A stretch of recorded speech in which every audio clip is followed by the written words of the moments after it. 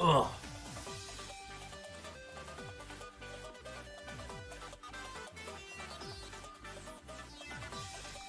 How's everybody doing today?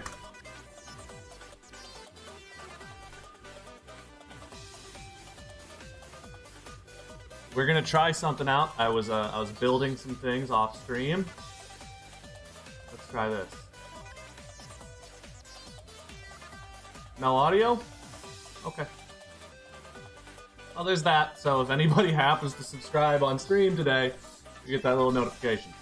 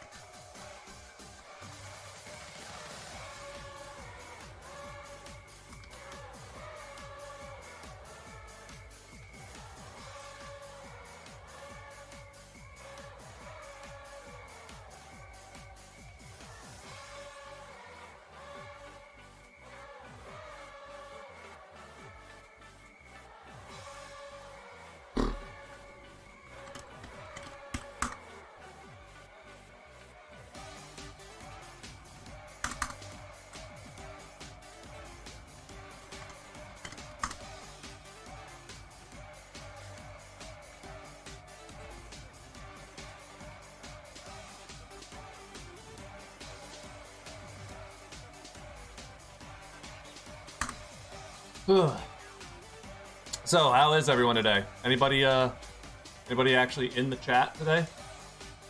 Let's see.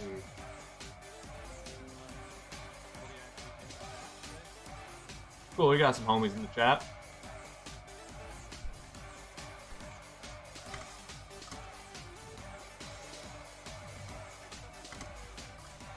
We'll win, older brother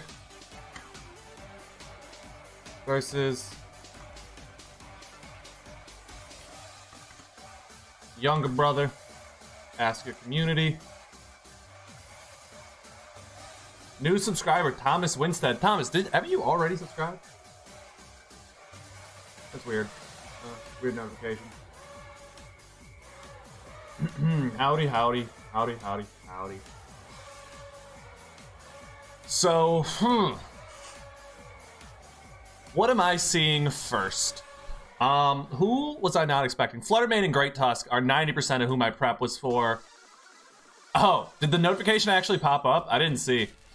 Blissey, I'm prepped for Blissey. I pretty much prepped for this whole team except for Wo Chien. I was actually expecting to see the Avalugg. I feel like my Wo Chien matchup is pretty good. So I'm... yeah, I don't know if it's working or not. This is my first day using it, so yeah, it might not actually work. I just set it up like 30 minutes ago.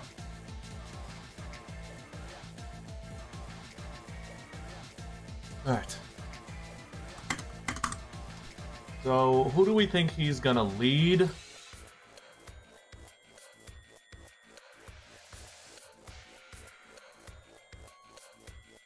I don't know.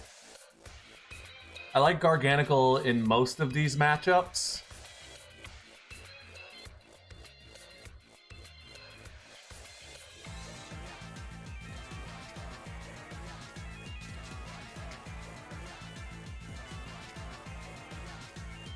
Fuck, everybody this week has a very specific purpose, and none of that is to lead. And we could lead Moth.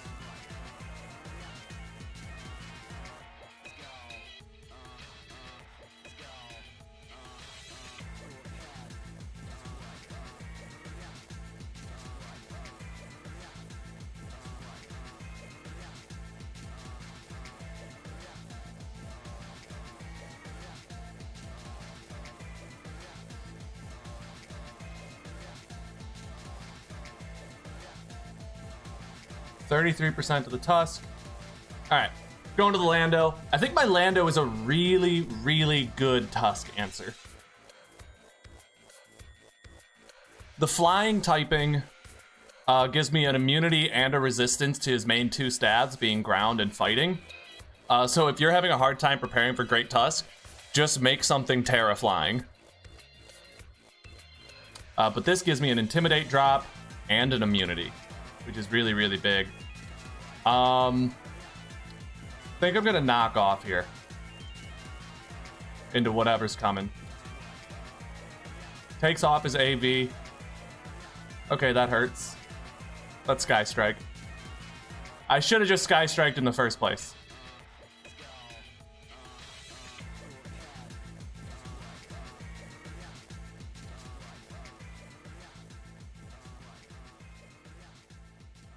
Yeah, I thought he was going to protect it a little more than that. I didn't expect the Ice Spinner. So, yeah, Z-Fly takes out the Tusk.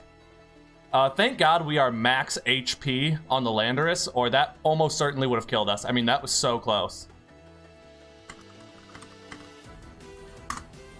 And I like your spinner, sir.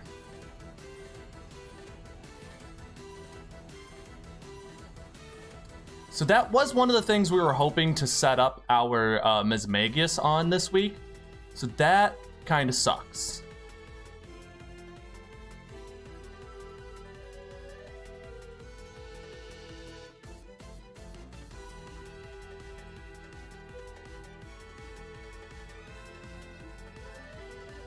$339.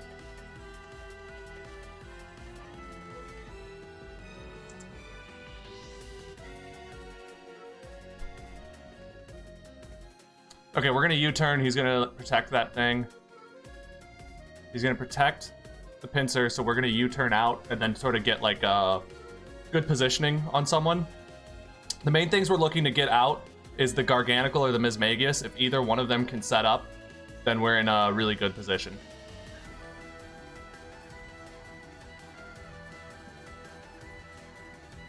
Green Ranger. Latios could be Shadow Ball, and that could be really bad. We are a special defensive Garganacl. We are a Metagross.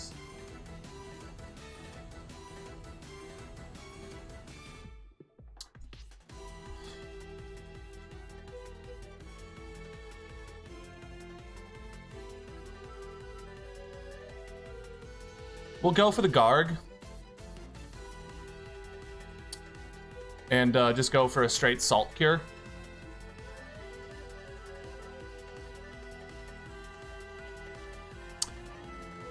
Yeah, I think Rock Guy is not super important this week. It's built similarly to the Dondozo we saw beat this team last week. But I just think, like, team prep-wise, like, I've already handled the Great Tusk, who Garg was supposed to beat. And Pinsir, we have other methods of beating pretty nicely. Legit Pile of Poo ends up getting Salt Cured, which is going to help do damage over time. We could, like, start setting up our curses here.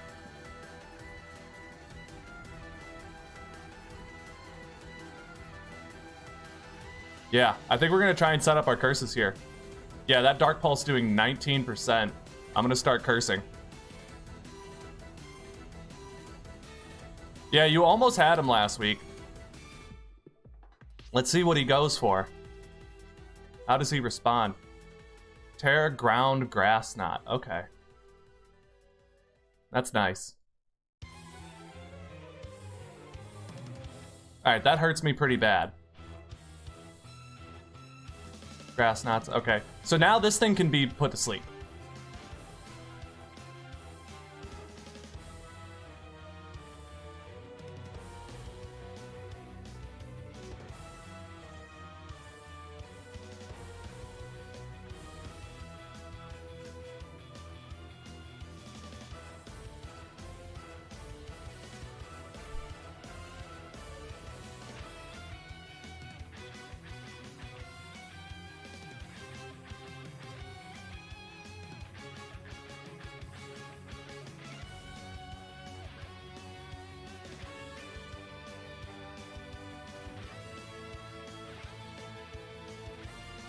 Okay, Blissey comes out. I'm gonna get up another layer of Toxic Spikes here. She gets up rocks on me. Then I'll go Garg. and then what I'm gonna do is try and recover. So my Purifying Salt triggers, not allowing me to get paralyzed, and I'm gonna recover myself back to full health. We kind of took each other's Landorises, which is really nice. I have a Lando T, which he took, and I took his Great Tusk, which is very similar to a Lando. It's an interesting position we're sitting in here. But I'm ready for him to make a decision of who's gonna get toxic.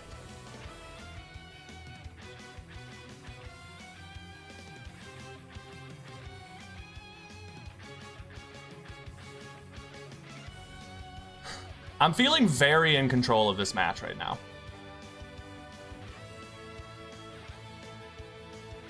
So he's revealed Grass Knot and Dark Pulse to me, so Breloom seems like a very good switch for that.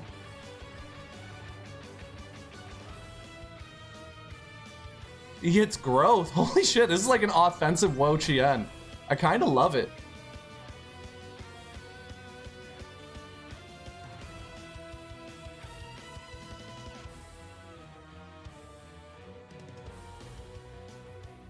That Dark Pulse isn't doing much. Oh, but he does get the flinch. That's absolutely huge for him. Let me get a Leech Seed.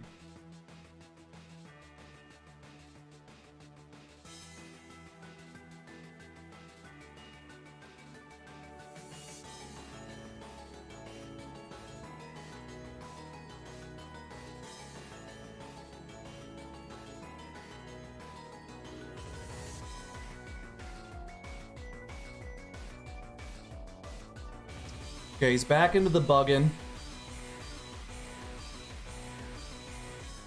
I'm gonna Flamethrower again. Yes! Woo! I was very tempted to U-turn. Holy shit.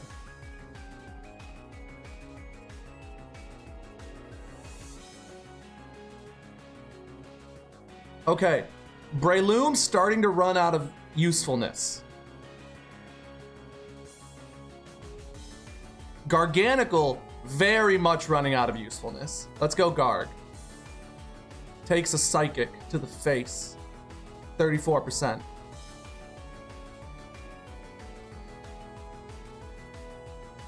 I will Salt Cure. 37% Psychic. Okay, okay.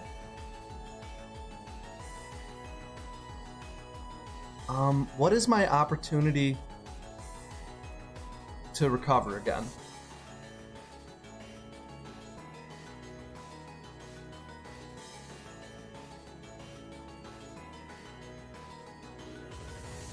It's in front of Blissey, so that's why we're going into the Metagross.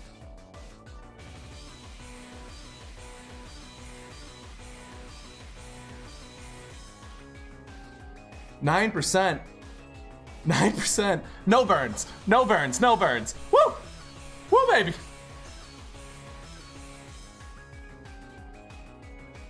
Come on, baby. 5-0. 5-0, baby. 5-0. Come on, baby. 5-0.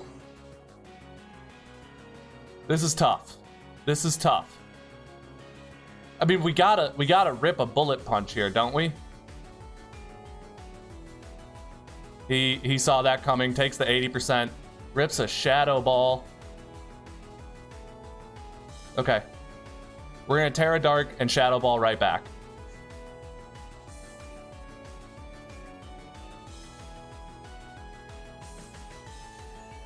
%, rip a Shadow Ball right back.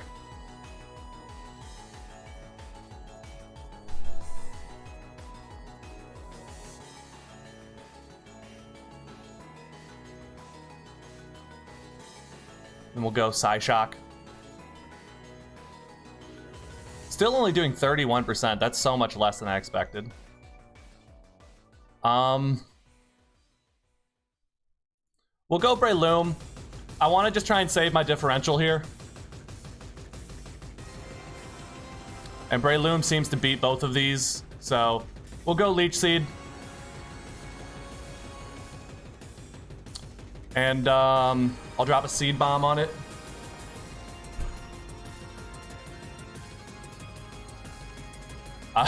So he tries to Thunder Wave me, but I'm already toxic, so he can't give me any more status, which is fine.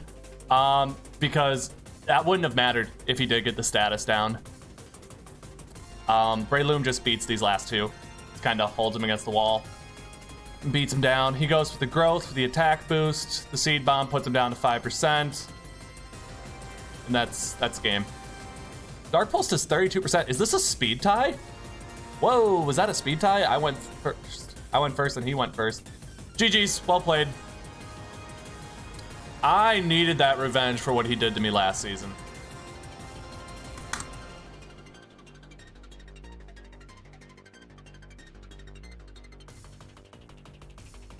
All right, let's post that in the match replays.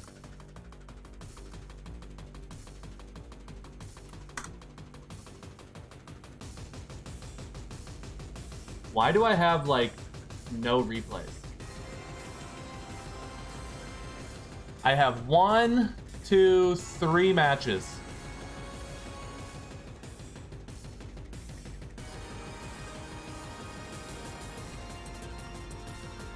Okay, hold up. I need to yell at my coaches. Where the hell are the matches? Are people gonna get matches in on time? I mean, one entire division hasn't even submitted yet, and it's 9 o'clock on a Sunday.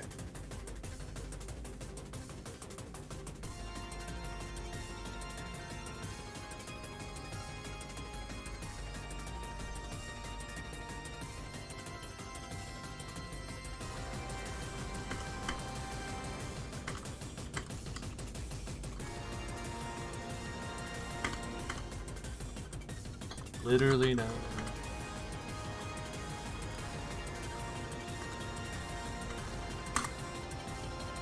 People ask me why I don't ever Cerulean. I'm sorry.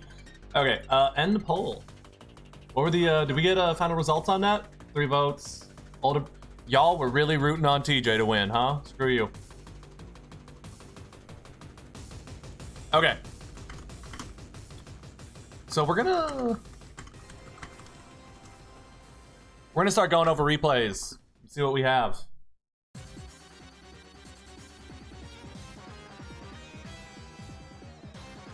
Does anyone want me to start with their replays yet? So we have Tylord versus Matt Way. We have Cowboy versus the Haymaker. Dugio versus Amateurs Only. And, yeah. You didn't know who was older? Yeah, Astromurph is my older brother.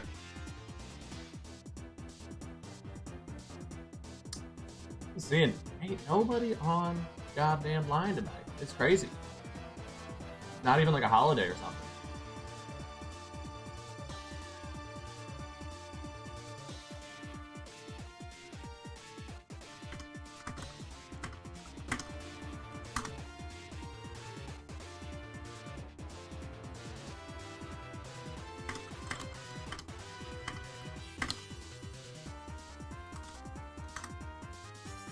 You might lose this week.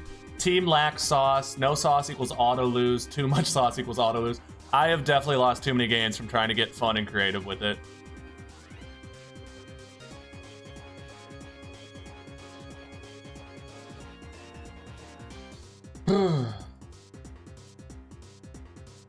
Tentatively at 10. All right, we have a match coming in at 10 tonight.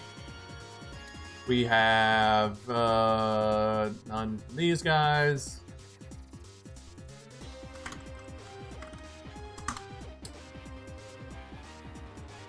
I'm just blown away. 90% of the time people have matches in by now. I bet you I haven't heard anything from David, the new kid. Make sure he knows.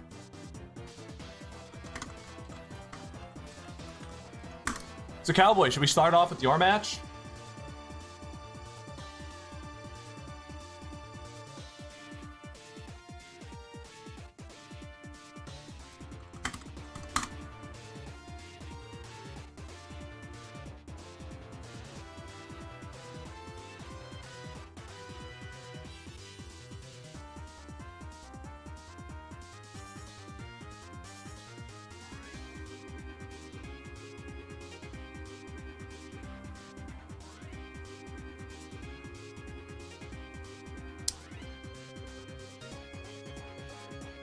All right, Thomas, we'll put you on the good guy side because you're actually here on the stream right now, and fuck Haymaker. All right, ladies and gentlemen, let's start with our first replay of the evening. We have Cowboy Swanson versus Haymaker 92. Catch the Rainbow versus Celestial, word I can't say on YouTube. So we have a seemingly pretty typical lineup for Cowboy Swanson with the Dondozo, Magearna, Charizard X, Roaring Moon, and the Frostmoth making its third appearance in a row now. Seems like Swanson is starting to lean more towards his Frostmoth. As for the Thundurus, don't think we've seen too much of the Thundurus yet this season, but here it is this week. Not sure who exactly he's trying to counter with it, although the flying typing will be nice in the Sceptile matchup. As for Haymaker, first week with the Baxcalibur, recently traded for, so let's see how it plays. He's also bringing Umbreon, who he doesn't play too often, but brings here and there. Thundurus for the Palafin, very nice, very nice. So we got the two ice types leading. The Baxcalibur tries to take that as a chance to go for the Dragon Dance, but then faces a Magearna, who he gets a big Earthquake off. This could be a fast match. Goes into the Unaware Pokemon to neutralize those boosts as he body presses the Umbreon, which is a very good type advantage. Umbreon gets the Toxic off, which is something you need on the Dondozo, but it has been known to rest. It looks like the Umbreon could lose in this position. As then the critical hit comes and hits the Sceptile, Dondozo is just doing a number on Haymaker's team very early on. Does the Leaf Blade have enough to KO? No, only doing 41%, and a dirty Avalanche returning. That's quadruple, 4 times effective damage. Palafin comes out, switches out, turning into its hero mode as the Dondozo just rests up.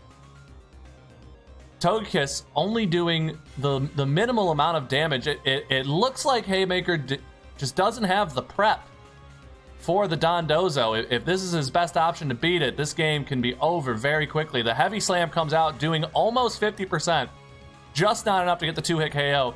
See, what he did here was smart. He could have gone into the Umbreon again and laid another Toxic, but instead, he paralyzed.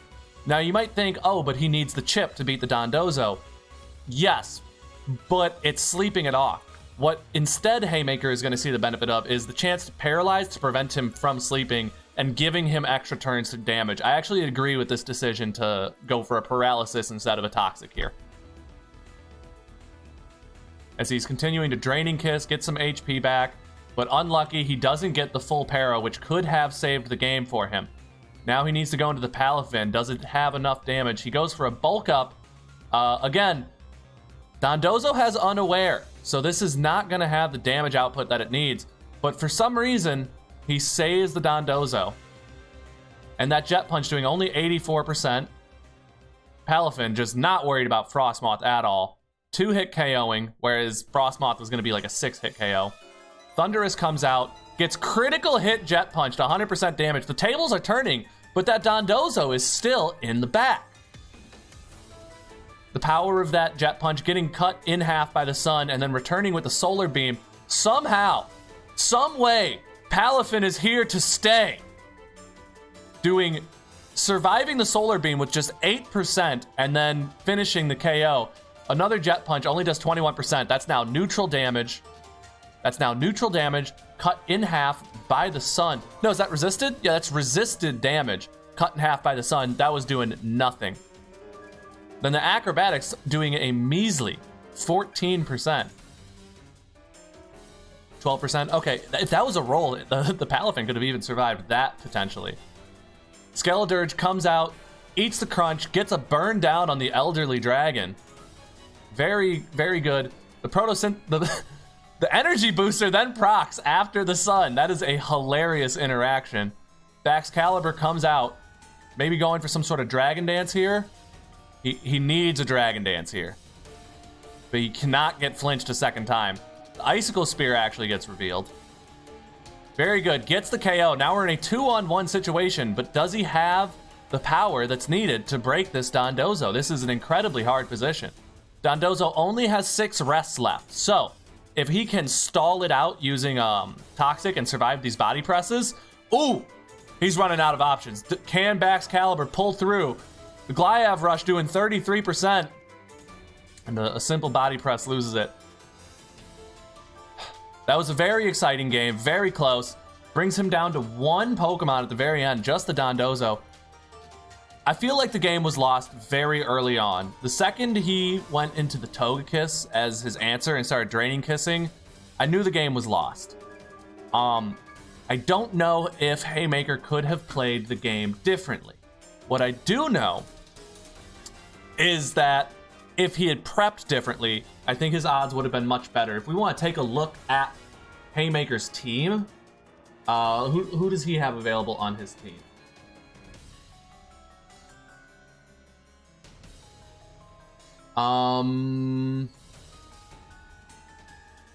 He has Electros.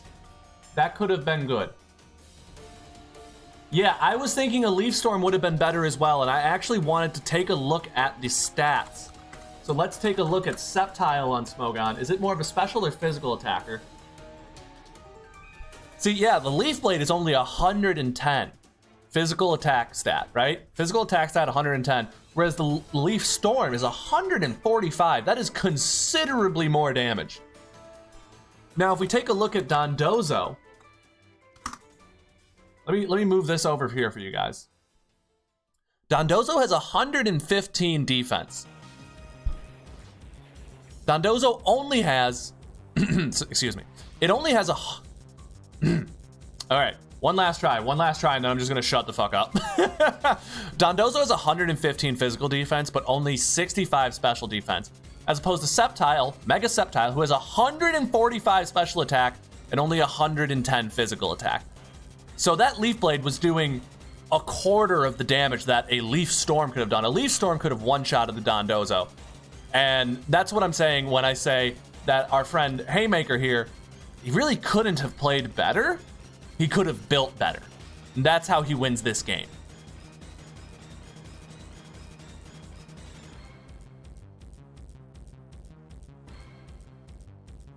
All right, let's see what the chat's saying. Luck was for sure on my side a bit as well. I made some misplays for sure.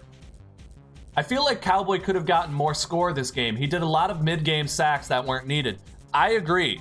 Something big here was the, or was it? When the Palafin came out, he switched out his Dondozo. Palafin doesn't have anything for a Dondozo. He was clicking bulk up. But again, Dondozo, our friend Dondozo here, is an unaware Pokemon. It doesn't care about these stat boosts or defense buffs. He ignores both of them. He could have just stayed in. Now, I guess he did have limited rests that he wanted to manage, so I guess you could use that excuse. Maybe not excuse, but strategy, if you will. Dingladine says, way more special. Yeah, way more special. Leaf Blade is 75% as strong as Leaf Storm. Just base power-wise, that's true. So we're going to take a look at another replay from this week. Let's take a look at the Dugio match. Dugio is one of the biggest villains of the league, so we're going to put him in the bad guy slot. Amateurs Only here has a bit of a grudge from last year, getting wiped out by Dugio in the playoffs. I'm sure he's out for blood, really trying to win this matchup. Thomas says, was also scared he could take advantage of the 2 turns. I was guaranteed to sleep to get in even more bulk ups. Yeah. No, I get why he switched out. Once I started talking, especially about like trying to manage the amount of rests that you have, yeah, it's very understandable to not want to be in there. Kind of like playing your hand too early. Yes, Dondozo wins the matchup, but, you know, does it win the whole game after that matchup? No. Well, possibly. Possibly is the question. So, let's get this rematch underway. Lead Darkrai versus a lead Diancie. Diancie having all the favor here, I'd say. Darkrai reveals Ice Beam, which is a weakness of Amateur's team, as Amateurs decides just to get up some Stealth Rocks and tries to rip a Moonblast, doing 65% damage to Azelf, far more damage than I would have expected. The Diamond Storm comes out, KOing the Azelf. Now, Amateurs has a huge lead this matchup. 2 times boosted defense stat. He has Stealth Rocks up, and all Dugio has is 14% chip and a light screen on the field. So good luck to everyone in here. Iron Hand comes out, does a fake out, and if you notice, the fake out does 4% health, And the Life Orb does 16%. He actually takes more damage than he gave for that fake out. The Drain Punch comes out. Another Diamond Storm. Another defense boost. Diancie seems to be getting really out of control. If this is a body press Diancie, then Dugyo could be in real trouble. In fact, it probably sweeps this game.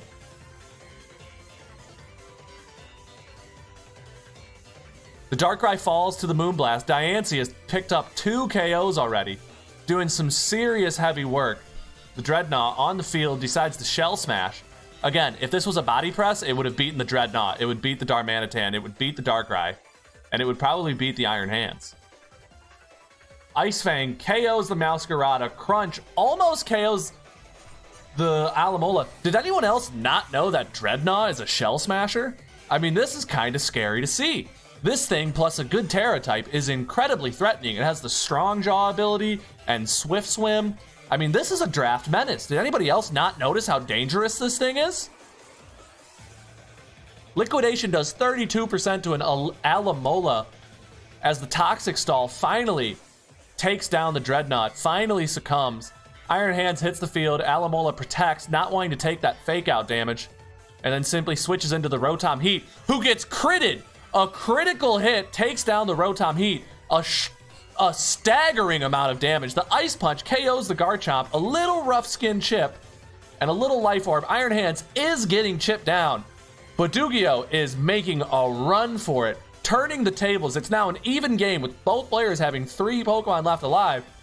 And if you look at who's left, I mean, it's a Darmanitan Galar and an Annihilate versus a Diancie and an Alomola. Now, yes, Naganadel is here, and maybe a Choice Scarf set with some beast boosting could do some serious work. But this is out of control. He goes for the Nasty Plot, knowing that it has an Ice Punch, and just an Earthquake gets the KO. Mother of Pearl! Iron Hands is doing all the work. 49%. I feel like it's doing more damage than it did the first time on the field. What is going on? I don't know. How did the Iron Hands is fast, or was the Garchomp slow? The Drain Punch seems to be doing more and more recovery each and every single turn. I guess Alomola has such a huge HP stat that the Drain Punch just keeps giving it. 45% damage, just not enough to KO, to 2-hit KO, and let the wishes keep coming in. As he calls... Dugyo's playing out of his mind. Did you see that play? Let's back that up. He has been Drain Punching this over and over and over again. And on the random turn, he decides, let's mix it up. Let's quick Earthquake. Is the exact same turn that Amateurs Only switches into his Diancie, who would have had neutral damage, is instead taking super effective and getting KO'd. Tyler asks a great question if it's Metronome, which does more damage the more you attack in a row. But no, we've proven that it is a Life Orb Iron Hands. It's just, it seems to, it has the heart of the cards. And Dugyo refuses to switch and go into potentially a better Pokemon. Instead, is intent on letting the Iron Hands do all the work and finish this game out for him. I'm ready to start skipping turns, and this is just protect, wish, protect, wish. Amateurs Only is just refusing to lose. See, so he did play with a little bit of strategy there. What he did is he stalled out and let the Life Orb chip take the Iron Hands, allowing him to have a better differential.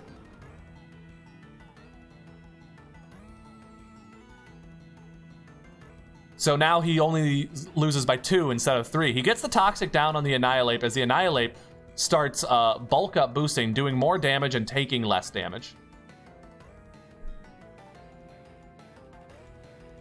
Goes for another Toxic as not to waste his Toxics and wishes. The Drain Punch does 72%. The Wish manages to go off. He's going to protect here as Dugyo calls that with the bulk up. Oh, but he doesn't. For the first time this game, he actually goes on the offensive and clicks Liquidation. Now he goes for the Protect. This next tick of Toxic should kill the Annihilate. No, leaves him with 3% left.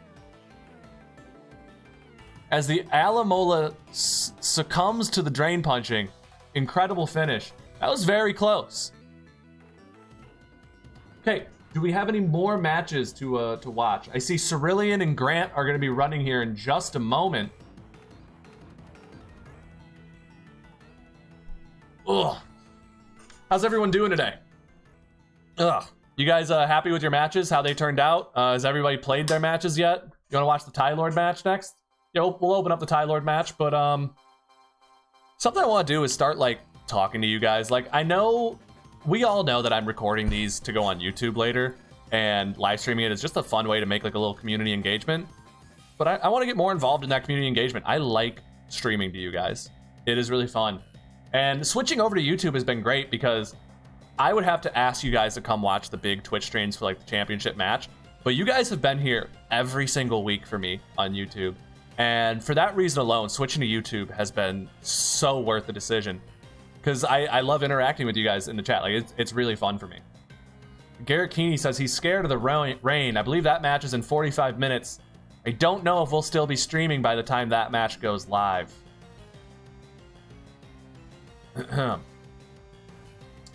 Should we try and keep the stream on until like 10 o'clock for that? What do you guys think?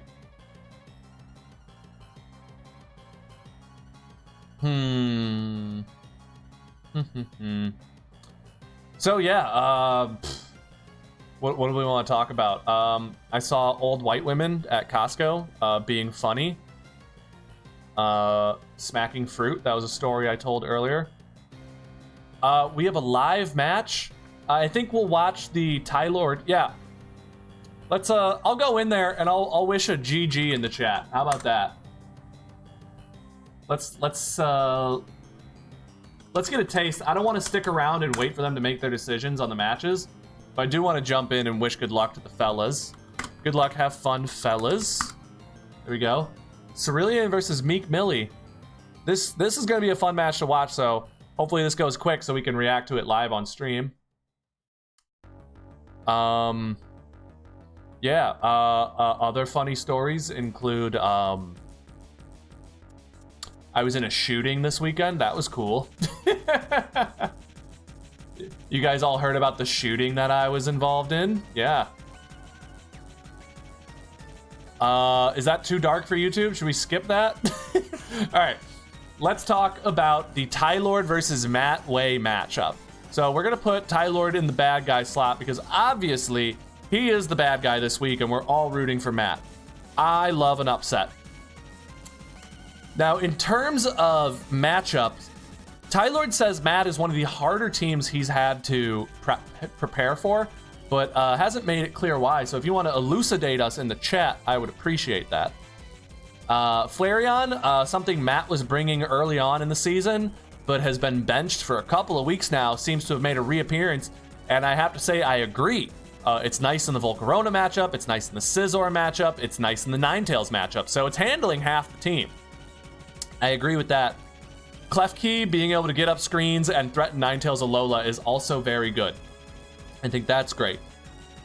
As long as he has, the sauce to deal with this Regigigas, I think Matt has an incredible matchup. Maybe not an incredible matchup, but this is a winnable game for Matt. I'd like to see how this goes. So the lead Regigigas, how is he going to deal with this and prevent? He's going to start off with the Toxic, which is fantastic, not letting the Regigigas stay in. Now, Tylord has revealed before that he runs Heal Bell on his Ninetales, so he could remove that. But as of right now, I think Matt should count himself very happy to have gotten that Toxic down.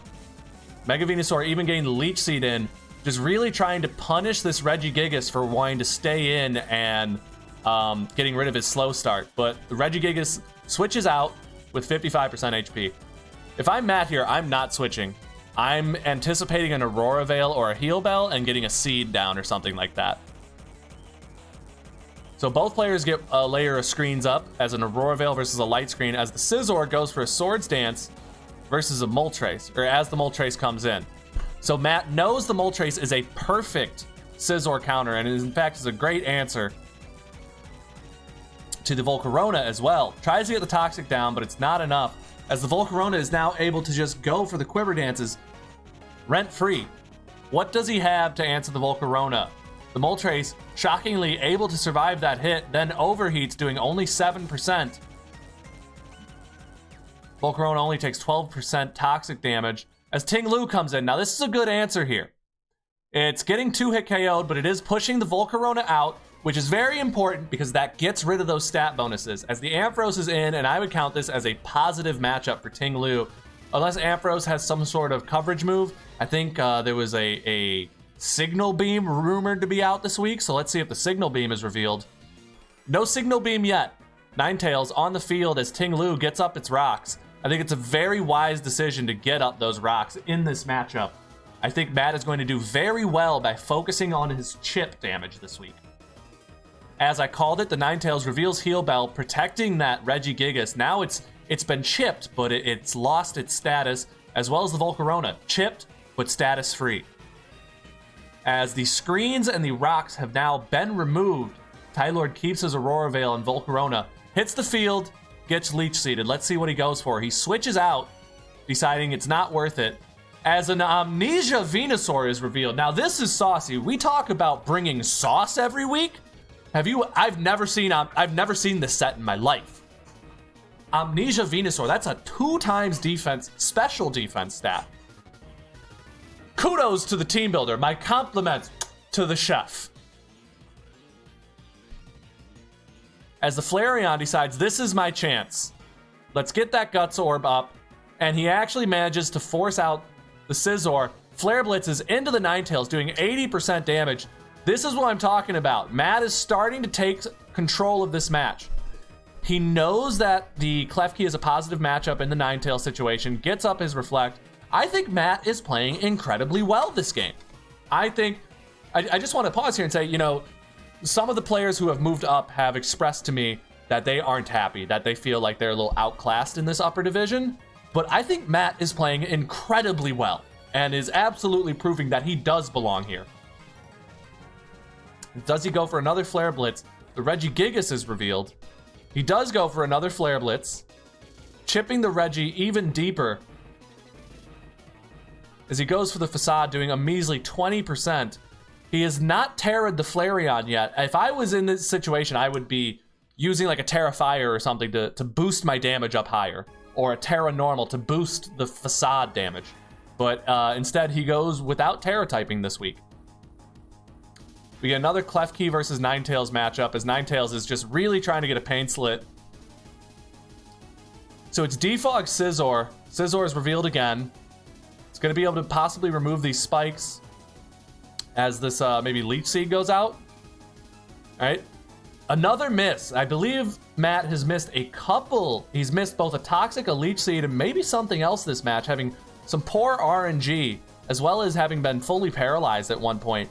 RNG is not on his team, but he's managing to stay in this as Scizor is boosting higher and higher and higher. He gets the Reflect up, and now I bet he goes into the Ting Lu to force this out with the Whirlwind. Does Ting Lu have the tank on his side? No, he does not. He gets bodied. He gets destroyed. He's fucked. He got fucked. That's what happened.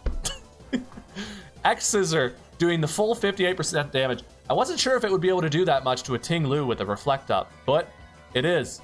As the Bullet Punch crushes the Chien Pao, and it all falls down. I think this game could have played very differently had Matt Way gone for the Flareon earlier, maybe properly used his Terra. I think that Flareon was really pressuring Tylord, and had he used it a little bit better this week, we could have seen a very, very different game. Thank you for submitting that match. I enjoyed that immensely. Thank you. That was a fun one. What do you guys think? Do you agree with me that Matt could have had that game if the Flareon played a little better? That's how it looks to me. Tylord in the chat says Hatterini was there to bounce hazards. T-Wave and screens from Klefki, Flame Body Moltres. Venusaur and Chien Pao make it hard for Marshadow to power through. Yeah, this is one of those games. We didn't see a Marshadow this week. That's very interesting. I believe this is Tylord's first week not running the Marshadow. We have a live match from Meek Mills What are the odds? All right, Murph Dog. How quickly do we think until that match is over? Because I don't like waiting for people to make turns when I'm like trying to talk, especially since the match is like already underway. Feels like we're kind of picking at scraps in that situation.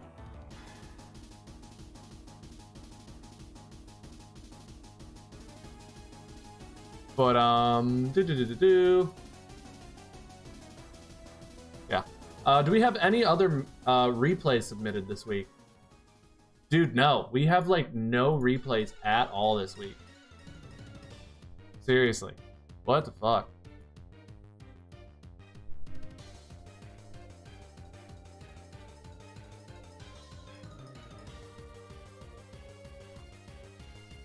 Did we get one from the Aaron Yeager team? Why do I feel like he submitted? Nothing from Jeff and Hazy.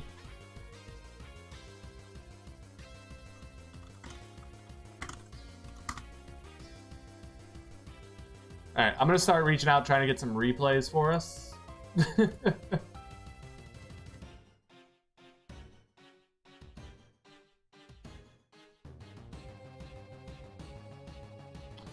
Yeah, there are some late ones from last week we didn't watch. We could go over those. That's a good idea. Do.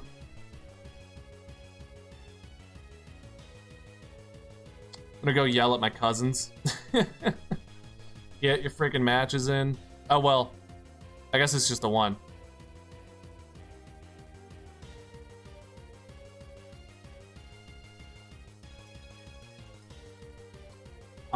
Did Haymaker play?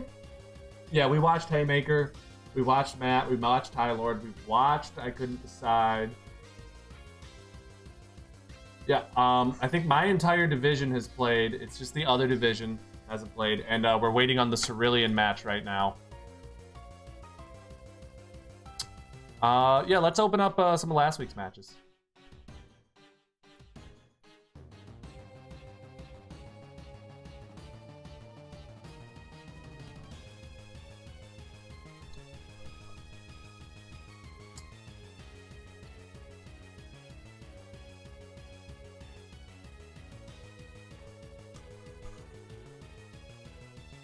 Okay, as a little treat, we have a match from last week, and this one is a little special to me because this is sun versus rain. I love a good weather matchup, so let's just see what the leads are. We see a Torkoal getting that sun up early versus a Screamtail who gets a Protosynthesis boost right away, first turn, getting the speed boost, and then turning it off with an immediate Rain Dance. Alright, Goofmeek is playing checkers and Hector is playing chess, immediately undoing his first turn. That was some impressive playing. Screamtail did get toxic as the Goodra comes out. Very nice in the rain matchup because of the hydration. Ferrothorn would normally get KO'd by a Fire Blast, but due to the rain, that damage is cut in half. Now Greninja. Ooh, I think the right Goodra can beat a Greninja, but Goofmeek pulls out and doesn't manage to do so. If he had like Power Whip and an Assault Vest, he would absolutely beat that Greninja. But the sun goes up, the Screamtail comes out, probably looking to shut that sun down again as the Torkoal rapid spins. Goofmeek has been getting a lot of mileage out of that Torkoal. He has been removing hazards every week, doing a very good job with that. And now the Kingdra comes out. That is a scary sweeper in the rain. It's able to blast off 100% accurate hurricanes, boosted hydro pumps, and it's swimming as fast as a Scarf Spectrier is. Gets the sun up, immediately gets shut down. Hector's doing a great job of prioritizing keeping the weather in his favor. As the Swampert versus Goodra comes out, this is interesting. You don't often see two Swamperts in a match. The way our league works, you know, if Megastone and no Megastone are considered two different Pokemon. And so that's how we have two Swamperts in this draft matchup right here. As the Swampert just KOs the Slitherwing. Now we have a bulked up Swampert. Pretty scary if you ask me, but it's running a little slow. Whoa. Earthquake just KO'd that Goodra. I'm astounded by that damage. Maybe he was running like an offensive Goodra, but yeah, it looks like Swampert just sweeps. He KOs the Torkoal, and then it's Swampert versus Swampert, and one of them has a defense boost and better stats. So this is probably game. As our other Swampert just has Rock Slide, which is not going to do nothing. He gets the substitute up. It's not broken by the Rock Slide, and this is just over.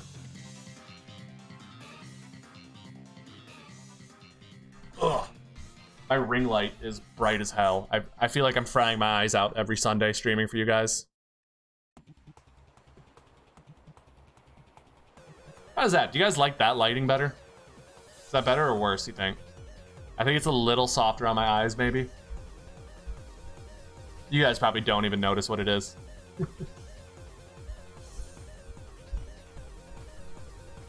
Swampert versus Goodra is a certified Tie Lord moment. I know. I helped him make his trades, and that was one of them that we came up with. Do we have the Cerulean versus Meek Millie replay yet? All right, here it is. So we have two very hyper off soft size in the YouTube Pokemon community. Shut up. We have two very hyper offensive team builds. Cerulean doesn't have to be hyper offensive every week, but running the Tornadus, the Cinderace, the Urshifu, and a Prankster setter, a Prankster Pokemon, and a Aurora Veil Pokemon, he's very clearly running hyper offense this week. As a side note for the people who are in the league, you may notice that these trades were announced minutes before the match. It's okay. Meek Millie was notified days in advance that he would be able to do this. It's all above board. It's all cleared out. Everybody agreed this was fair. This was only done because Cerulean asked for these trades while I was in that carnival shooting, and I was like, hey man, I'm a little busy. I'll push out these trades until later.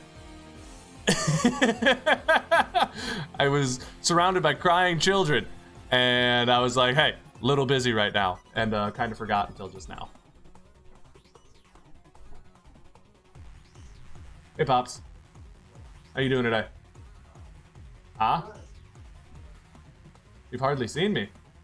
You want to say hi to your brother? Or your son? TJ. Hello.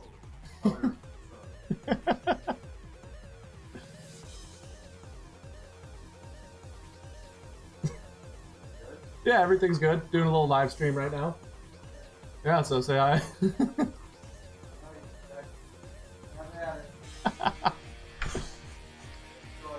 We will enjoy. Thank you for saying hi. All right. Can you close the door behind you? Thank you. Okay. So we have these hyper offensive matchups. Let's see what we got. I'm expecting a Prankster lead. Boom, I am good. Yes. His lead asked the question, am I good? No, I'm good. I called that Prankster lead. Immediately, Volt switches into the Hawlucha, just right to his unburdened defense sweep. As Cerulean parting shots, negating that Hawlucha damage. Maybe he should have went for like a sword. Whoa! Whoa, whoa, whoa, whoa, whoa, whoa, whoa, whoa, whoa, whoa. What is this move? What is this move? Bleak Wind. This is one of those new Tornadus moves I don't know about. 100 base power, 80% accurate, 30% chance to lower the target's speed. So, a little more accurate, a little less damage, 30% side effect. That is the difference between running that and running Hurricane. Very interesting. I've seen that move before and have been itching to learn what it actually does, but never bothered to look it up until right now when I'm put on the spot. So he switches into the Iron Treads. That gets Thunderbolted. U-turns. Whoa, whoa, whoa, whoa, whoa. Meek Millie, what in the goddamn fuck is this? He's got Volt Switch and U-turn on his Tapu Koko. What? Okay. All right. We have Cerulean's a 6-0 champ. Abomasnow versus the Mantine. He could go for a freeze dry, maybe? No, sets up the Aurora Veil. As Mantine gets the Toxic down on the Cinderace. Meek Millie's doing a good job, but he lost his sweeper very early on, who he puts a lot of his faith in. He has both Volt Switch and U-Turn to guarantee that he gets that terrain to the Hawlucha, and then he just loses the Hawlucha. So he team build wise, he's not doing great. Gameplay wise, he's in this match. He's spreading status. He's getting chip. He's doing well. He's got a lot of information. See, continuing to spread chip and status, he gets the burn from the Scald as he gets Earthquake, but easily able to roost that off. So what is Meek Mill's plan? He's continuing to roost. He needs to be looking for this opportunity. Maybe a Levitate Wheezing would be an option. Instead, Cerulean reacts, trying to find his advantage, goes into the Cinderace, who's almost able to one-hit KO the Mantine, but just barely misses. With 3% damage, it hangs on. Goes for the U-turn and KOs the Mantine. Now Cerulean is up 6-2-4, looking to get his screens up once again. As Meek Mill's Shed Tails, who does he go into but the Iron Bundle? Is Iron Bundle able to KO an Obamna? I don't know. The Focus Blast, not doing great. The booster energy was triggered and wasted as he U-turns out. That move may have been better off with a coverage move. Instead, you are incentivizing yourself to waste your booster energy by running U-turn. It looks like Meek Mills is just out of options to KO the Obamna as it Giga Drains the Iron Bundle. What does he have that can handle this thing? The Double Edge doing 23% also gets Giga Drained. He might be able to Double Edge through this situation. He's definitely not going to be able to Dragon Claw through this. I don't know why he attempted that. He needs to just be spamming these Double Edges. It looks like he's just panicking. Meek Millie is panicking. He doesn't know what to click. He's U-turning. I don't know what's going on here. He's just wasting time. It's Cerulean gets a nice 6-0 maybe? This may be a 6-0. If he picks the right switch here, he gets the 6-0. He goes Iron Treads on the Thunderbolt. On the Dazzling Gleam, the U-turn gets the KO. Looks like Cerulean gets 5-0'd? Who does he go into here but the Sucker Punch Cinderace getting the KO and wrapping up the game 5-0. GG, good work, both of you.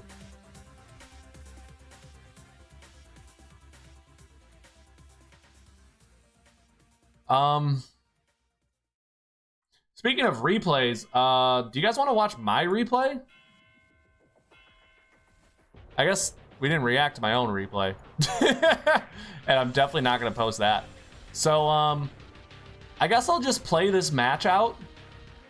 I'm going to play this match out and just talk about sort of my game theory for this week. So, it was a dark Mismagius. I like Mismagius because it's immune to the Headlong Rush, both the stabs of the Great Tusk here, who's ground fighting because Mismagius is a Ghost Levitator, as well as Landorus is a flying type, which is immune and resists both of Great Tusk's main stabs. So I wasn't too worried about it. As you see here, I let an Ice Spinner come out and hurt the Landorus, but I thought I scared it out, so I didn't use my Z move, but when I realized he wasn't scared, I went for my Z move. Then the rest of the game, a last second change right before the match, I actually put Scarf on the Iron Moth instead of heavy duty boots. And it did a great job of scaring the Pinsir away the entire game. Metagross handled almost this entire team, but I was just very worried about him having some sort of plan for it, so I didn't use it until I absolutely had to. And what do you know, I was right. Later in the game, let's see if I can find it here. When the Metagross finally hits the field, he does actually reveal he has a plan. See, I get the KO on the Green Ranger, just barely hanging on. Whereas the Mismagius, or sorry, the Fluttermane has the Steel-Eating Berry. What do you call that? A Babiri Berry. So that did, like, what, 120% damage, but the Babiri Berry, that is a mouthful. Babiri Berry. Say that 5 times fast. The Babiri Berry allowed the Fluttermane to survive and KO. So very well done. I will be ready for that in playoffs. Don't you forget, all right? I know that's coming now. And then I end up Terra Darking, expecting a Shadow Ball, allows me to survive and go for this KO. Something I considered was Calm Minding there. Since I knew I was going to get a Shadow Ball, but I didn't calc if I would survive like the next Dazzling Gleam or not. And a Calm Mind would have helped with the Blissey, but Ms. Maggie is kind of just disappointed. I was hoping the Psyshock damage would hurt the Blissey more, but it looks like Blissey was defense invested this week. And then we go into Breloom, who just handled the rest of this game. Once you're out of your offensive options, Breloom is very hard to answer. It beats most walls because it can't be statused. It puts you to sleep. It punishes you for staying in with Leech Seed. And it's late game. I've been relying on it a lot this season for saving my differential, putting me in situations where I'm not at risk, right? The Garganacl was very similar to a Dondozo set that hurt the Black Dog so badly last week, but it looks like the Black Dog has since prepared for this playstyle and was much less threatened by it this week. That's kind of where we're at. I think we discussed most of the important things on my side. Black Dog wants to talk about some things. He did, if you want to say in the chat. I thought the ground Wo-Chien was interesting, but I'm not totally sure why he chose ground. But it was doing way more damage than I expected it to. I was expecting it to be a wall. I was not expecting a Wo-Chien at all. I was expecting an Avalugg. I called the team entirely, except for the Avalugg not being there. That's where you got me.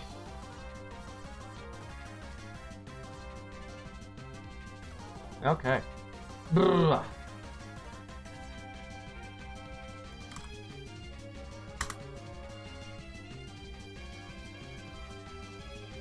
Okay, yeah, some people just told me they forgot about their match this weekend.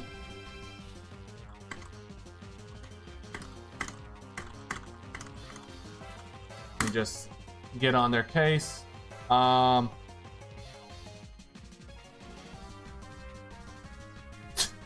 You want a post-game interview? Murph, do you want to do a post-game interview? We could do something like that, but that's totally up to you.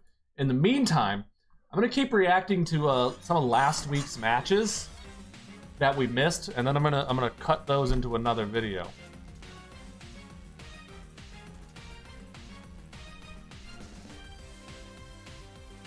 All right. Here we have Dugio versus Matt Way, two of our recent promotions. Not sure who's gonna win in this matchup, personally. Did we totally already watch this last week? I feel like we totally already watched this last week. I don't remember. Did anyone watch last week's video? Because I sure didn't.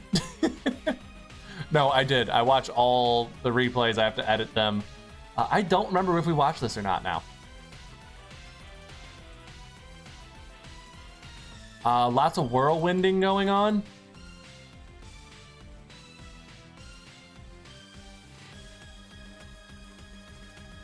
When was this played? 6 days ago. 6 days ago. 6 days ago. I must have reacted to that already. No, that would have been Monday. That would have been Monday, so I didn't react to that yet. All right, I'm going to put that on and actually watch it.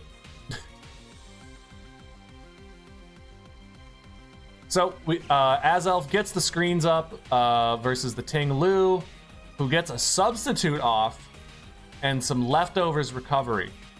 The U-turn being surprisingly enough to break Ting Lu's substitute, as the Iron Hands gets in with an attack boost. Now, if he runs Drain Punch like he did the previous time we saw Iron Hands, that would do considerable damage to the Ting Lu. Venusaur comes in looking to do some stalling with the Leech Seed.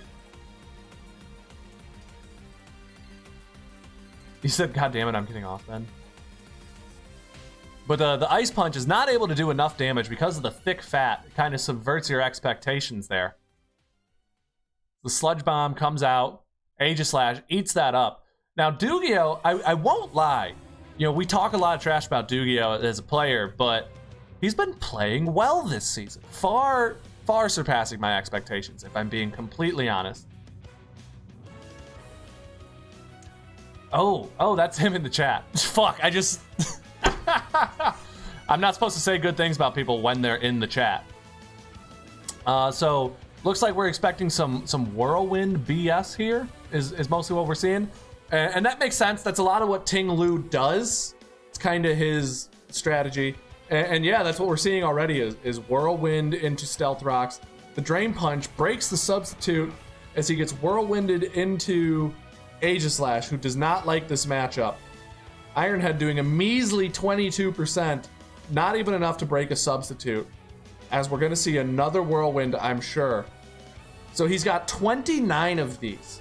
He's going to be able to Whirlwind 29 times unless Dugio can figure out how it is that he is going to break this thing. So Darkrai's Focus Blast does nothing to Golisopod, who can easily First Impression for a KO here. As he does First Impression, but he calls it, goes into the Aegislash. Golisopod getting up entry hazards as the Aegislash is just kind of doing nothing. And then Ting Lu is back out, ready for more blood, getting up substitutes. There, we called it. Right into another substitute. And there's a reason this game is on fast, because it's kind of slow. Annihilate bulking up, but just gets Whirlwinded out. How many more Whirlwinds does he have? 27 more times. He can do this 27 more times. Now, how would I break this chain?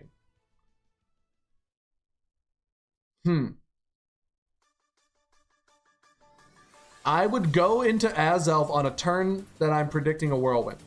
Sorry, if I would want Azelf out on a turn where I predict Whirlwind, and then you turn into someone I don't want out, so that the Whirlwind will give me a positive matchup. That's what I would have done. As the First Impression gets the KO on Darkrai, just as all the hazards in the world are up, as if he can get another Whirlwind off, this is getting really bad. He's got 2 layers of spikes up, a Toxic Spike up, Stealth Rocks up, and he is just punishing him with Whirlwind. This is an ancient strategy from Gen 4, pretty much, and it's putting in a serious amount of work on Dugio. Just not able to break through, as the Rage Fist gets his first KO in a 4 versus 5 matchup. While he's getting bullied, it's somewhat even, but his entire team is chipped to oblivion, and Chien Pao is just coming out, and he's probably going to clean up from here. Yep, just Psychic Feigns, a Mist Toxic, another Psychic Feigns, and does he get a one-hit KO on the Darm? Yes, he does. GG. I like the cleanup duty at the end.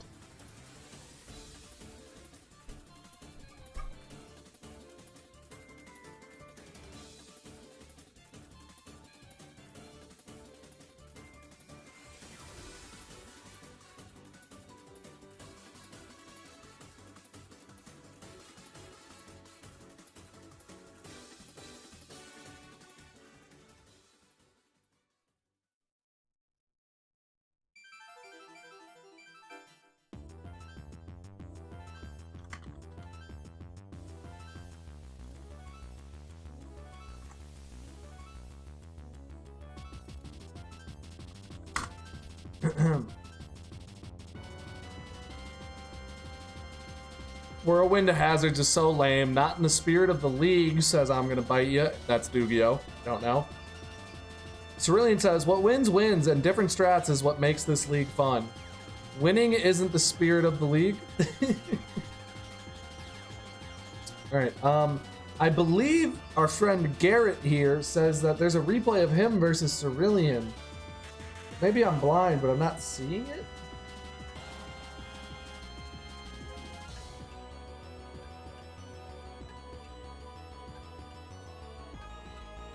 Oh, I think we watched that last week, didn't we? We already watched that.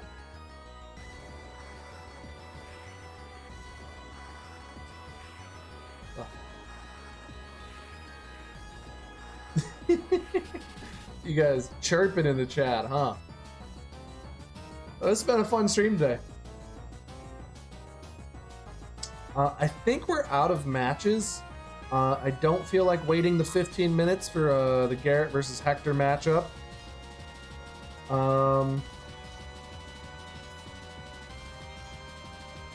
We could ask if there's any chance that they play early, but I don't want to pressure them. I think we're gonna call the stream. Yeah, this was fun. I'm gonna tell you what though, this week's video is gonna be a pain in the ass to edit because we're jumping in between. Because what I'm gonna try and do is split this into 2 videos. I'm gonna try and split this into like missed matches from last week and this week's matches, but we kind of jumped around all over the place, and we have to skip just the entirety of my live match because that makes for horrible YouTube content. There's gonna be so much editing this week. Anyway, who do we think makes thumbnail? I could be vain and put myself in the thumbnail, since I played my brother. And, you know, we could do like a liquid solid snake thing in the thumbnail, or just like some brother versus brother fight. What if I get like a childhood photo of TJ and I, and then like edit some Pokemon stuff on top of it? And that's a thumbnail? I don't know, just trying to think, who wants to be thumbnail this week?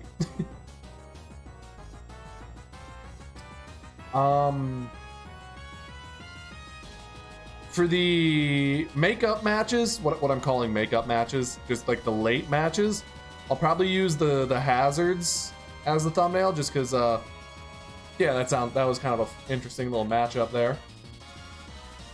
Garrett's going to ask Hector if they'll play right now. All right.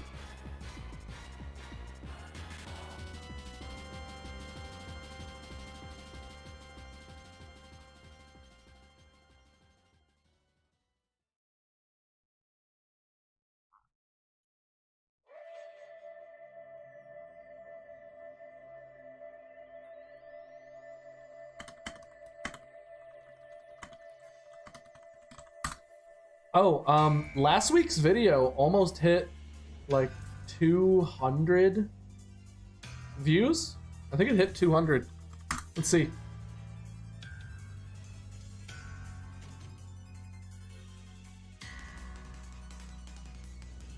$194. God damn it, it is so close. Link in the description of this stream if you haven't seen it yet. We're just waiting around for the Hector matchup, if that's going to happen or not.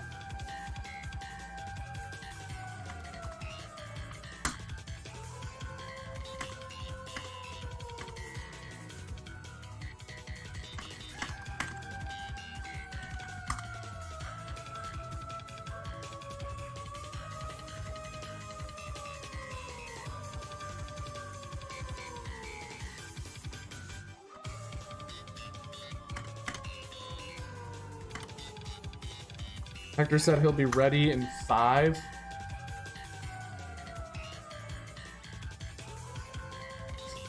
My main goal is blow up and act like I don't know nobody. I don't want to blow up. I think that would be a pain in the ass, but I think streaming on YouTube and having people to interact with has been a lot of fun. I've been streaming for like a couple years now. My Twitch did kind of well, and you know, it was nice being able to make money. But you know, it was like $100 a year, which didn't feel worth it for the time investment. Whereas this feels like a lot of fun. And also, the only reason I ever got attention on Twitch was for speedrunning. And don't get me wrong, like I loved speedrunning Mirror's Edge on Twitch. That community was really great to me. And it just felt it got fucking boring. Like I'd had easily 500 hours on that game when I was in high school, a single player game with a single story mission. And I'm just not special enough to keep playing it forever. I wish I was. I love that game to infinity and beyond. And I'm super happy to like turn it on stream every once in a while, but doing it every Monday for a year exhausted me. Especially because I wasn't getting any better at it. Well, let's see here. See how my recent TikTok is doing. Did it break 5,000 views? I know it was close. I've taken to the habit of just shit talking people in my comment section over there because a lot of people say stupid shit on TikTok to me. And it's been fun to just like to their face be like, no, that's stupid.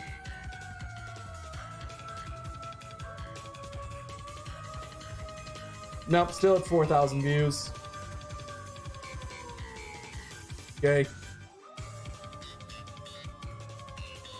Oh, I shouldn't say that live, should I? I can get canceled for saying that.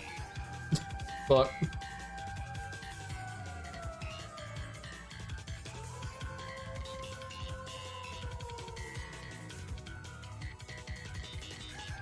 Time to pay for a view bot on your channel?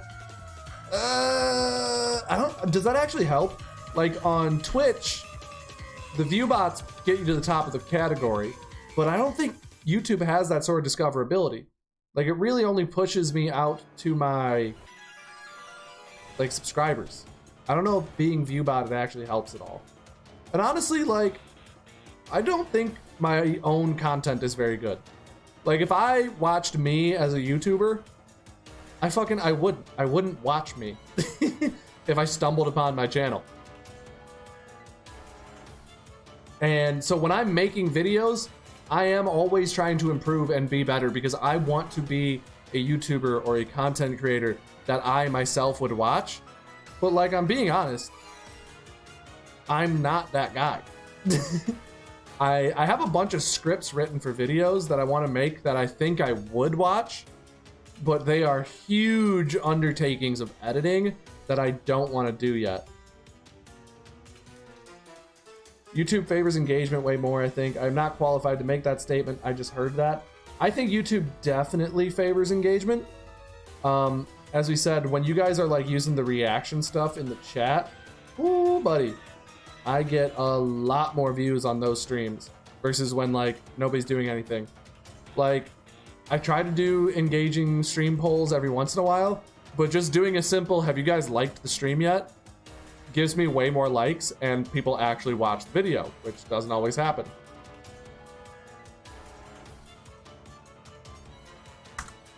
We live yet? Not yet. I don't know. I do think it's a lot of fun though. I really greatly enjoy doing this stuff.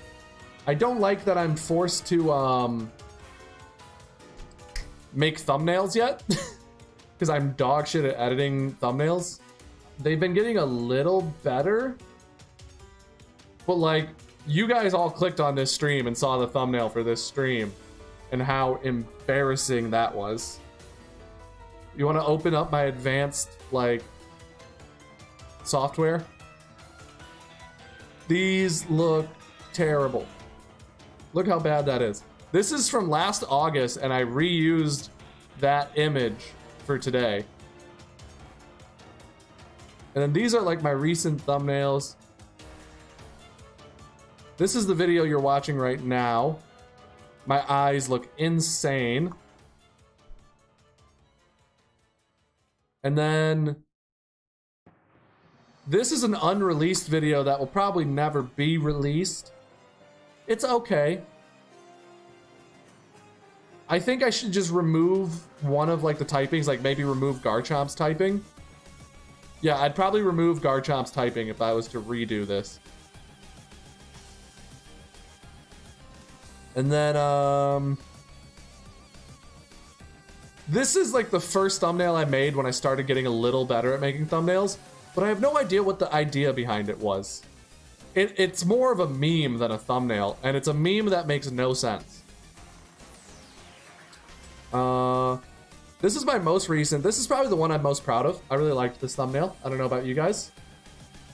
But like if I was scrolling through my YouTube and I saw this thumbnail, I would probably actually click on this one. I like this one.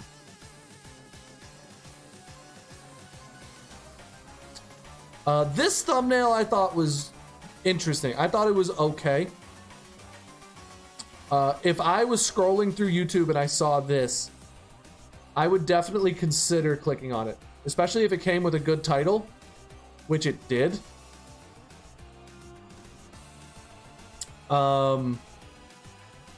Yeah. I think if I saw this thumbnail, it's so dark, I think I would know that it was not like a big YouTuber. And I wouldn't click on it, but I consider it. About to go live on the match. We'll tune in a second. I feel like I've looked at my statistics. 1% of people click on my videos. 1% of the people who get recommended click on it. So like, clearly something's wrong with my thumbnails. But I also think there's like a social credit to thumbnails. Like if you see a video with 200 views versus 200,000 views, you're more likely to click the one with 200,000 views because, you know, they're more reputable. It looks like your match is not popping up as viewable to me. And, yeah, I can't watch it.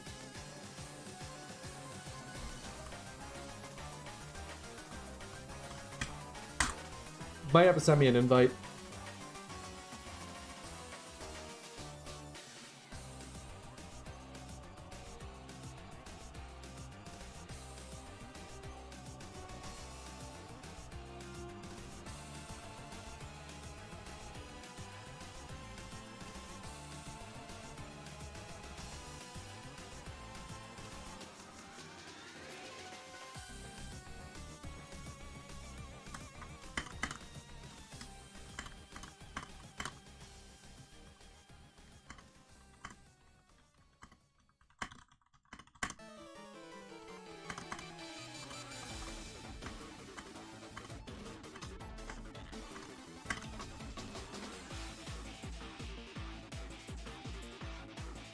Just sending out some messages on Discord. Oh, here we go. Match is live.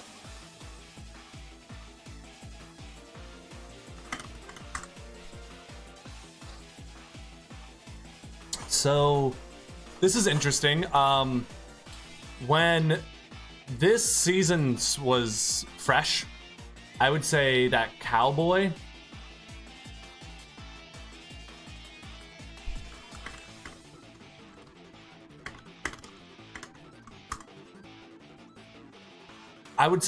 was doing best and kind of dominating his division, but he's since been moved up. And now I feel like these are our two top players in the Xerneas division. So interesting to see who will win.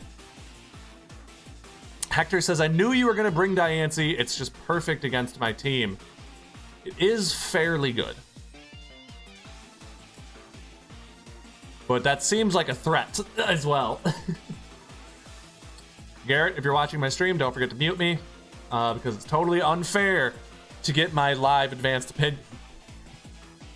Greninja goes for the U-turn, takes some Rocky Helmet chip. That's a good first turn for Name Bad Word. Gets chip in and tries to get the Toxic down on the Pelipper, but just manages to miss. Now the Galvantula is here, and it could lay down 100% accurate Thunders now with this rain setup. So he's not totally punished by this rain, but obviously Hector is getting a lot more mileage out of it. It protects his Regice, and it boosts the damage of Pelipper, Kingdra, Greninja, Swampert, and even the speed of Kingdra and Swampert. He's getting a lot more mileage out of this than Name Bad Word is. But on the flip side, Galvantula gets an accuracy and a damage, accuracy and a defense buff, as well as Pheromosa gets a defense buff. But I'm sure neither player are bringing fire-type moves. Now, often people do bring fire-type moves for Hector because he has a Ferrothorn, but one, he did not bring Ferrothorn this week, so that would have been a waste. And two, I don't think that Bad Word's team actually has any Pokemon with fire-type attacks.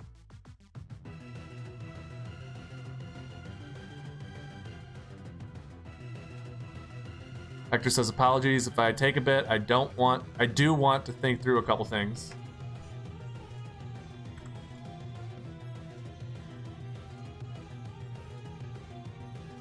Let me send him a cute emoji.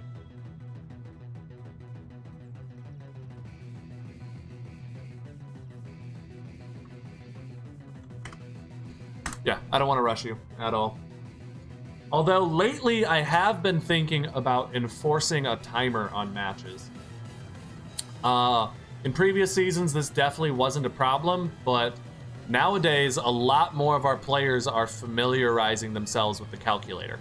And what a lot of leagues do is they enforce a timer. So, because I can't tell you no timer. But, sorry, I can't tell you no calculator. Because it's impossible to enforce. But I can just say, like, all right, you only have so much time, so if you're going to calculate, you're wasting your time. So the Greninja comes out as Skarmory actually sets Sunny Day to get rid of this rain. And then Screamtail comes out getting a special defense boost in the sun. So it seems like Hector thinks he controls both the rain and the sun. Screamtail falls for a taunt, only getting the Reflect up. Both players now likely to switch as the Skarmory goes for a Toxic. See, he misses the first round, but manages to get the Toxic down now. Ugh. Let's put in a poll. Let's put in a poll. Close the current poll.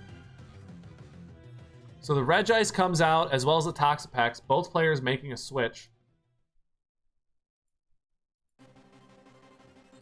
Let's end our poll. What was the results of our final poll? 11 votes. Interesting. So the Regice has Thunder doing 42% and paralyzing the Toxapex. Whereas the Toxapex knocks off and gets rid of... What does he get rid of? Was that an itemless Regice? What reason would he have to not run an item? Unless that is a Z Regice. Now, what Z move could he be running? I don't know.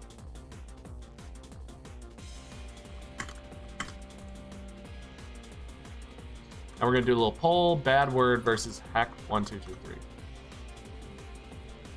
As he's continuing to Thunder, if he could just go into his Dugtrio, who has an incredible matchup, he eats this Thunder and resists all of Regice's attacks.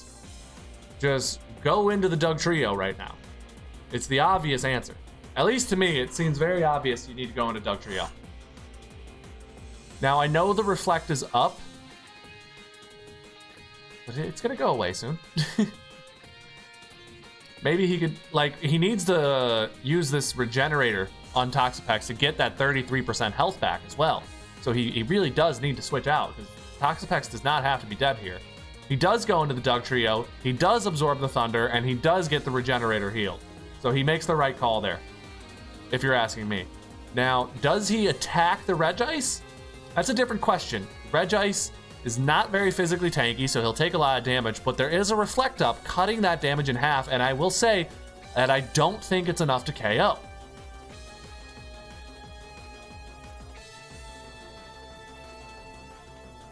Now maybe he'll reveal the Z move that he's carrying. No, as both players switch out, Toxapex once again has his HP back. And Pelipper comes out, but Pelipper comes out too soon to get a full turn of Rain as he spams 100% accurate Hurricane. And now, a big turn for Bad Word as he knocks off the Damp Rock, meaning any Rain that gets turned on is going to be much shorter now. And because Hector came out too early on the Rain, he doesn't get any sort of reset. The Rain is gone now, and the Rain is going to be a lot more painful to get up for Hector. A lot less rewarding to switch Pelipper in. Now we have Toxapex versus Swampert. If I'm Bad Word, I'm going into my Skarmory in this situation because I do not want to take Earthquake.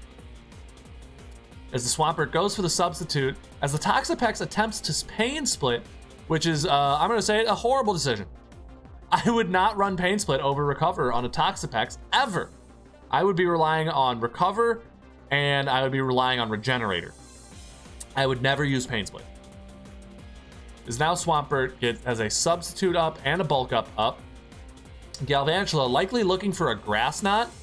Goes for a Terra Hidden Power as the Earthquake does not KO the Galvantula. Incredible. Chef's kiss, Galvantula. That Terra typing allows him to take the hit and boost the damage of his Terra Blast. No, that's Hidden Power. Why did he not run Terra Blast? Does Galvantula not get Terra Blast? Hold up.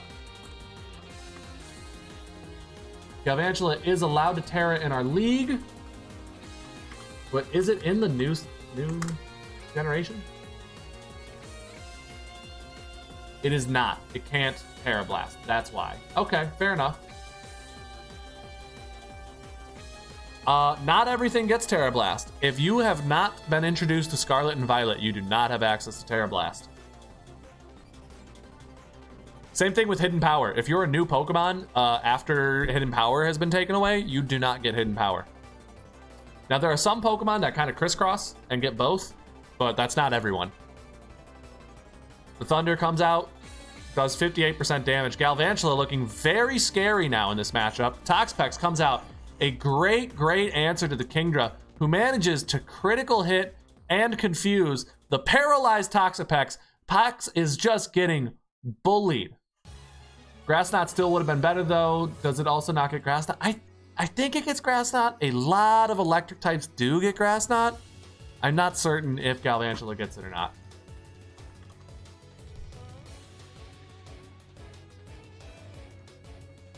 It does not get Grass Knot. It gets something better. It gets both Giga Drain and Energy Ball. There was no reason to run Hidden Power Grass. But, you know, Garrett's not our most advanced builder, but you can definitely see the thought process going in on that team.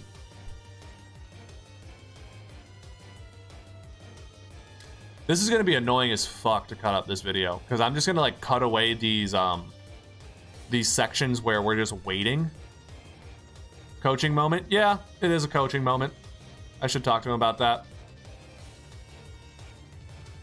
It is fun to coach people, and I've sat and team built with Garrett before, and I'm not going to say he's one of the better builders in our league, because a lot of people have gotten very good at it, but he hasn't been left in the dust with team building either. He has been getting better. He has shown potential. He just, he definitely needs a mentor to sort of sit there and like handhold and be like, okay, your decision was 80% of the way there. Here's the 20% that kind of like, let me buff out the details for you, but you got the gist of it, is kind of where he's at. Like, he does most of it right, but he always kind of, strategy-wise, he's there, but like game knowledge-wise, he's not, I guess. He doesn't always take the best option, but he is in the right headspace.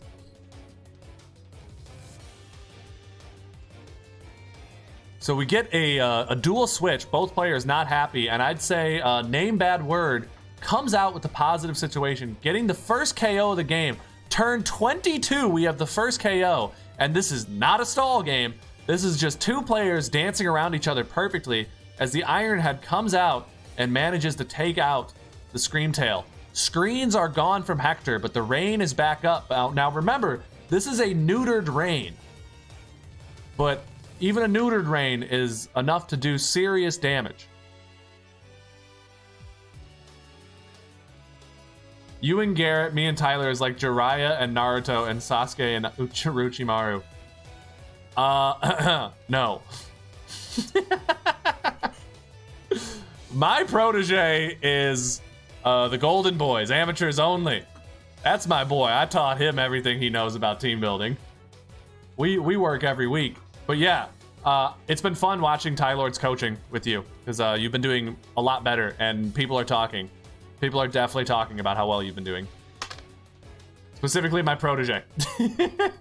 He was like, yo, what is going on with Cowboy? And when I told him that you're getting coached a lot from Tylord, he was like,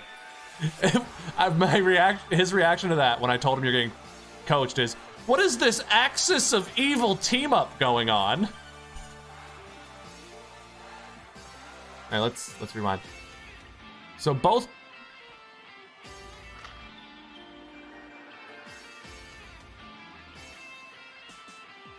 players seem to go for sorry, hold up. I'm gonna rewind this to make this easier for me in video editing. So both players go for the switch. Galvantula, Dugtrio goes into Galvantula, Pelipper goes into Swampert. Now, before this was a positive matchup, but Galvantula has taken a considerable amount of chip. Swampert won't fall for the same trick twice, and it has the speed advantage now. I would be going back into my Skarmory. Maybe expecting an Ice Punch of sorts, but maybe Hector knows that. Maybe he's smart. Maybe he's gonna go for a substitute and go for more of his bulk ups again. I will compliment Hector's EV spread. I don't know if this was intentional, but you notice he clicked substitute, but he has 76% HP. That is from doing funny business to your HP EVs. Having an uneven amount of HP instead of an even amount. Yeah, good job there, Hector. I don't know if you did that on purpose, but that's tech.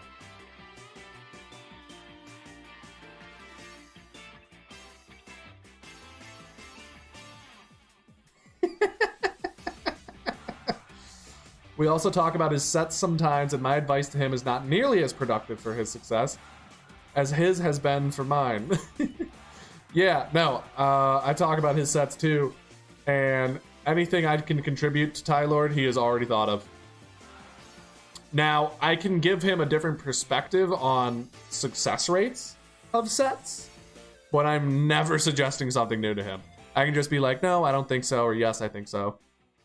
So he does go into the Skarmory like I would have, gets defense dropped, but gets a little chip on the Swampert. Now, if he could survive the next 2 turns, he can shut off that, he can get that rain back off, but he really needs to handle this Pelipper, because even so, there's still going to be another bout of rain that he has to deal with.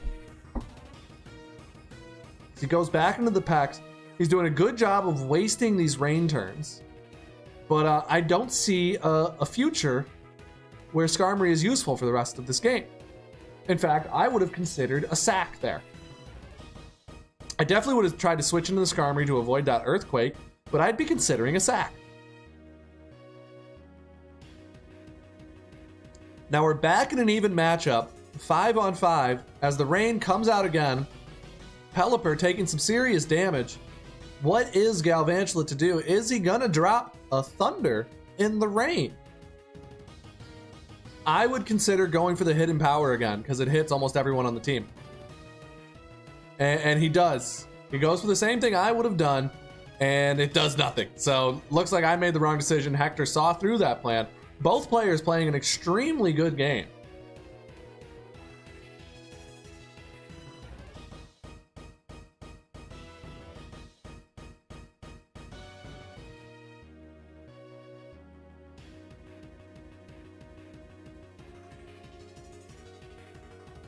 So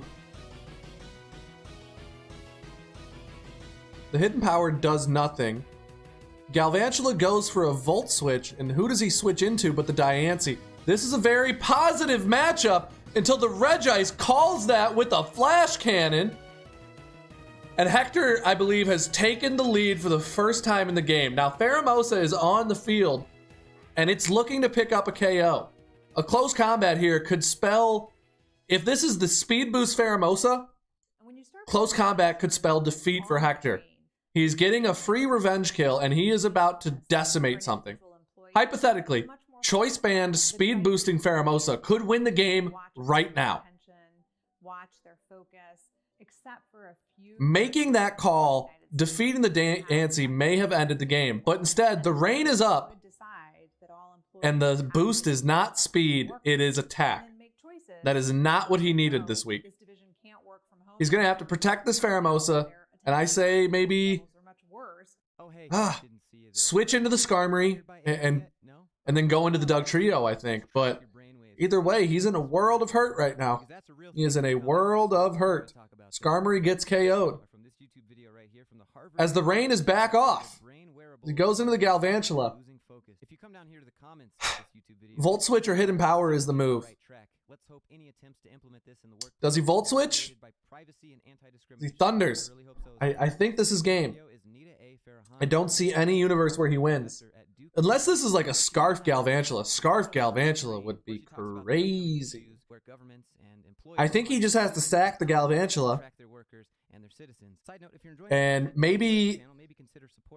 I think he sacks Galvantula and goes into Dugtrio, and maybe if Dugtrio has a Scarf, or maybe if Dugtrio has, like, priority, I think Dugtrio maybe has Sucker Punch.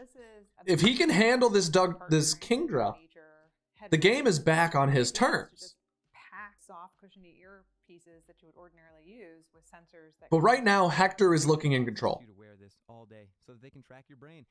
This is honestly a super good game, and most of the people are missing it. but it could be good if you like to track yourself. Our hope is to be able to help people measure attention and focus. What we're seeing, these dips show moments that I was distracted, and I started to get a little bit bored, and I started to think about. Oh me, oh me, oh me, oh And then my. You see the peaks when I'm re-engaged. Now I do have to give credit. Yep, goes into the Doug Trio. Pretty cool technology. What does Doug Trio have? Use case. My personal favorite use case was when Michael Reeves bought It does not have the speed, even with a scarf, to beat a max speed Kingdra. As the scarf, this is tough. This is really tough. God, if it was Speed Boost Faramosa, he had won the game. Just a little difference in team building could have won this game. That's so sad. As the Surf KOs, hell of a match. Hell of a match. Very well done. For example, when a company gives you a wellness app, that's them trying to get you to decrease their health insurance premiums by. All right, I'm going to cut that up and make that its own video, and we're going to get 3 videos for the channel this week, fellas. How do you guys feel about that? I'm excited. You guys probably don't care. Was there the last 3 minutes of that was people talking in a stupid video? I'm super pissed off right now. I hope that wasn't super loud.